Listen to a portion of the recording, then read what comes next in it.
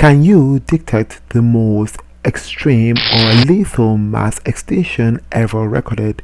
And yes, we do have a lot of interesting experiences based on pop culture, movies, and references to the dinosaur age, even the sizes and how disastrous this species can be. And the big conversation has been always about how they were wiped out through that huge impact moment, and a video by Huge that really talks about the interesting characteristics and the process, and also some changes that have gone through many explorations of paleontology and understanding of how dinosaurs look like. Luckily enough, I came across an article by Scientific America that touches on this particular period of this mass extinction, and I was like mind blown by how many more mass extinctions were out there. And I was like, this would be a nice deep dive in terms of how this article was able to really show all the interesting data, not only coming from how many mass extinctions that are major, possible causes of those particular mass extinctions, the duration of those events, how long they lasted, number of species in terms of the percent value that were wiped out or affected the most by those events, and finally is the specific species that were impacted by this mass extinction. And so we're going to look at all those in this particular video right now. Now, I've been saying mass extinction many times over the past 2 minutes now, and you are asking yourself, what is considered to be a mass extinction?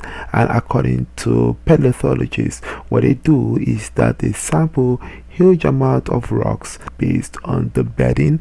This shows how old those particular rock or years that Earth has existed. So therefore, the species, either fossil records that have been shown, how many may have been wiped out, a number in terms of the percent that needs to be reached for you to get to a mass extinction, and the golden number is greater than 70%. That is a massive number. And I mean, for we humans currently, we are at the possibly next level end of days, and this year is going to be crucial in terms of how we are able to understand and recognize past Earth events and predict or avoid our own fate based on the next extinction. And according to paleontologists, they call the next mass extinction Anthropocene era. And this year, definitely, it all comes down to whether we are the ones that are going to cause it or something else that may trigger it. And so, how many, you might be wondering, mass extinctions have been there before where we are currently right now? And the number is not one, not two, but five mass extinctions. That is a lot from just the beginning of Earth to where we are at currently. And when you look at these numbers, you see when they started, and this includes here the following. The first mass extinction that happened was the Ordovician Silurian, and this here is started around 445 million years ago, and then this is followed by the second mass extinction event that happened around 372 million years ago, and this here is called the late Devonian. If someone kind of familiar with this, the third mass extinction event that happened was the Permian Jurassic, and this here happened around 245 million years ago. And the fourth mass extinction is a Jurassic, and the most popular name Jurassic, and this here happened around 201 million years ago.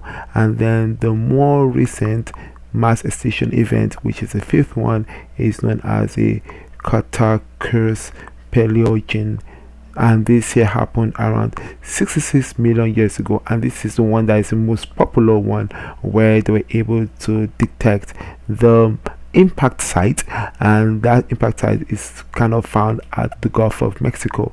And so it's pretty interesting to see all this list here of the mass extinctions that have happened that are what keyword major mass event. And I'm curious, what are the other non-major mass extinctions that happened? But this article doesn't dive into that at all. It's just focusing on the main mass extinction events. And so the next part here is we're going to be looking at the possible causes that may have triggered those mass extinctions. And these possible causes include the following. One is, how many of them do you think there are? 19 possible causes, and this 19 comes from first either volcanism according to the article, or toxic materials like metals. We also have possibly impact events, and next is sea level changes. We got anoxia or pneumonia, which is also known as lack of oxygen. Next is acidification. We got global warming, we got methane, or we might have ozone depletion, which we may have had that already, but our ozone layer currently, according to analysts, is healing, and that is, hopefully we are able to have new technologies to detect those changes in our environment and figure out ways to adapt and change or modify the way we approach things. But anyways, next is weathering. Another one is wildfires. Glaciation is one possible cause. Global cooling, which is kind of the opposite of global warming, and according to analysts, they say that global warming cooling starts first, usually before we get to the global warming stage, followed by acidification, followed by hypercapnia. Then next is methanology, and then next is the three possible extraterrestrials, and one is the gamma ray bursts, next is the interstellar dusts, or finally the third is the supernova. And so those are the things to be aware of when it comes to the 19 possible causes of the mass extinctions that are out there, and these 19 are distributed among the 5 based on which one is more likely to the one that is less likely cause of those mass extinctions. Now next is going to be ranking from the least to the most percent of species that were wiped out, and this here is going to be showing also the duration by which those particular events lasted, and the least in this case is the second mass extinction event, and this here had only 70%, which is really massive, of course, that were affected, and those that were affected here mainly are the marine lives, and the duration of this particular event was around 4 million years, which is a lot of years for sure. And next one here is the fourth mass extinction event, and this here had a percent of the species that were wiped out to be around 75%, and this here gave rise to the terrestrial dinosaurs, and the duration of this particular event is around 850,000 years. And then the third is the fifth mass extinction event, is recorded to be around 75% as well of species that were affected. This affected mainly the non-avian dinosaurs alongside the tetrapods, and this here lasted for about 10,000 years, which is in this case considered to be the shortest time frame of these particular mass extinctions. And then the next here is the fourth more massive mass extinction, and this here is the first mass extinction, the Ordovician Serenium, and this here had the value of around 85% of species that were impacted by this, and this here came in 2 pauses a million years apart, and this here was affected all taxonomical species or groups, and this lasted in terms of the time frame for around 1.5 million years. And then the most lethal mass extinction event is known as the Permian Triassic, and this here is recorded to be around 90% of species that were impacted here, and this here is also known as the Great Dying. This mainly impacted the insects during that period, and this lasted for surprisingly around 60,000 years. Next here is, let's analyze the ratio of most likely to least likely cause of those extinctions.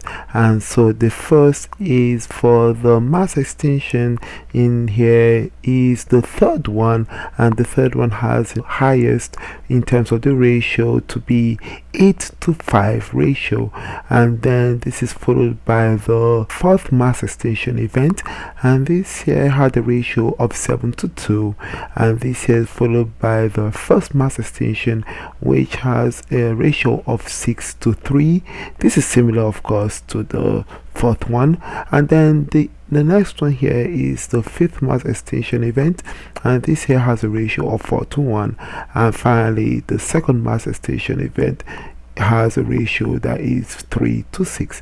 And now looking at this here, you might look at what are the common causes. So the first one that is the most popular cause is toxic metals, and this here specifically is looking at mercury, and mercury was released or is released usually through volcanic activity, and this can either be deposited in the sea or on land, and so contamination of plants may impact the health and the well-being of these animals, and sometimes this can get in the sea and will contaminate aquatic animals, and some other aquatic animals might consume those animals, or during that period some terrestrial animals may consume those aquatic animals, and that might increase mercury amounts in those species. Now the next one here is the sea level changes, and this here is also found in all 5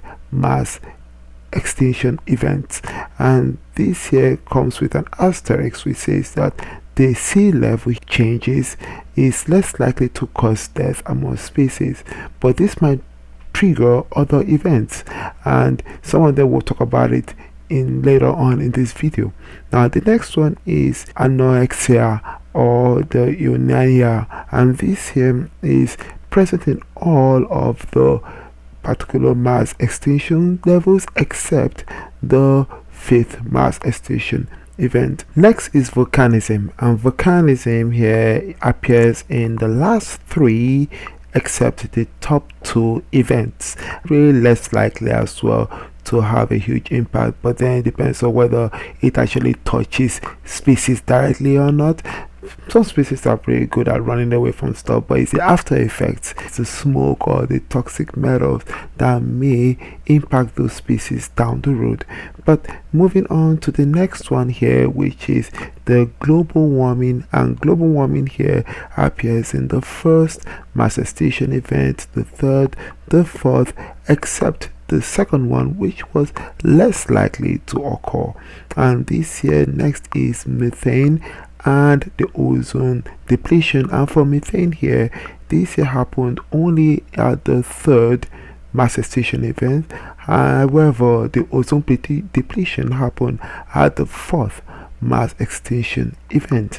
And next is the impact event, which only happened once, and this is at the 5th mass extinction event, which is the most recent event. And the other one is eutrophication, and this happened during the 3rd mass extinction event. Now looking at acidification, this here is less likely to occur at the 3rd, the 4th, and the 5th mass extinction event. Weathering, where it was less likely, but in this case for the 1st and 2nd. Wildfires was less likely to occur at the 3rd and 4th, and hyperclemia was less likely to occur at the 3rd mass extinction event. Looking at other ones, that for example methogens, this here was less likely to occur at the 3rd, followed by gamma rays, which is more of the extraterrestrial influence, that are less likely to happen at the 1st mass extinction event, followed by interstellar dust, less likely to occur at the 3rd mass extinction event, and finally supernova, less likely to occur at the 2nd mass extinction event. Now when we're looking at all these, we're going to look at 2 of these mass extinction events because they had something very fascinating. fascinating in the sense that although they had a huge gap in terms of the percent values, focusing on the lethal rate of those species based on their percent values, there are a number of possible causes did not change at all. It's pretty much the same. And in this case, when you look at the values, it is in terms of the possible causes to the total causes. This here has for both of them a 9 to 19 ratio, and this here we're comparing the first mass extinction event and the fourth mass extinction event. And so we're going to be focusing mainly on their major, most likely causes. And for the first mass extinction event, it is going to be focusing mainly on the global cooling. And once you have dropping temperatures, some species cannot be able to metabolize or break down stuff or be able to get energy from plants, because diverse number of plants cannot be able to survive at lower temperatures, and so this will impact the species at a particular point. And some of this can lead, in terms of the further dropping of temperature, to then increase in glaciation, where you have ice piling up in different parts of the world, and this will probably impact the land surface, where species that are land species or terrestrial species might not survive those colder temperatures with ice present. And so this here will probably lead to a couple of species dying off, and even also looking at some species that are in the water. They will survive, but maybe plants that are at the bottom of the water that cannot gain access to sunlight due to a lot of glaciers that are at the top of the water. So it's really fascinating to see how these here connect to each other. And this here states that the global cooling will happen first, and when that particular phase is over, then this will lead to global warming. And if you look at the timeline, this year lasted for about 1.5 million years, and it said that there is a 1 year gap. So this is a lot of years of this happening and a lot of species impacted, and the percent value is around 85% of species that were impacted. Now, if we look at the fourth mass extinction event, we had ozone depletion occurring, and this year will impact the health of those species by increasing the rate of cancer, and this is classified usually as a long-term effect, alongside another long-term effect, which is methane emissions. And this here, despite the fact that we might have oxygen, species will still be able to use the oxygens to survive. Mainly speaking of animals, the methane will which is known to be a really strong greenhouse gas. This year will impact global warming by warming the climate, but by how much degrees, that is a question. And based on how much degrees, will that be a long-term effect that may lead to more species dying? And this year didn't show, or is not going to be that much detrimental, and so you have 75% for the fourth mass extinction event compared to the first one, which had 85%. So truly impressive here. And also, if you look at the years that that particular fourth extinction event occurred, the timeline or the duration is around 850,000 years, and this year is not as much compared to that. But could you imagine if that prolonged the 850,000 years? How many more species would have been impacted if we had more of these methane gas or further warming of the climate? So this kind of shows the extreme, where you have global cooling, and on the other side of the eye we have global warming, and what are the impacts on that. And that's kind of similar to where human beings might be at right now with global warming and climate change. If this continues, how much more result, or if something else comes in contact with whatever that we are going through right now, maybe something that's extraterrestrial, or maybe some man-made activities, how will that impact the scale of our hopefully extinction or hopefully not extinction. So it's going to be interesting to see how this plays out, or which species is going to be impacted by our own making or not our own making. So interesting thoughts right here. Please hit the comment down below, let me know your thoughts about all this important information concerning mass extinction, the types of mass extinctions, and how this might impact our own lives in terms of future mass extinction events that may or may not happen. Please go down to the comment section and let me know your thoughts, and let me know what type of cause do you think our or the future mass extinction will be, or the next one will be. Will it be caused by an extraterrestrial influence, or will it be man-made, or will it just be earth natural events that are happening on a daily basis or compound in many years or so? So let me know your thoughts about this in the comment section down below. That way I can talk to you soon. Stay smart as always and believe in yourselves.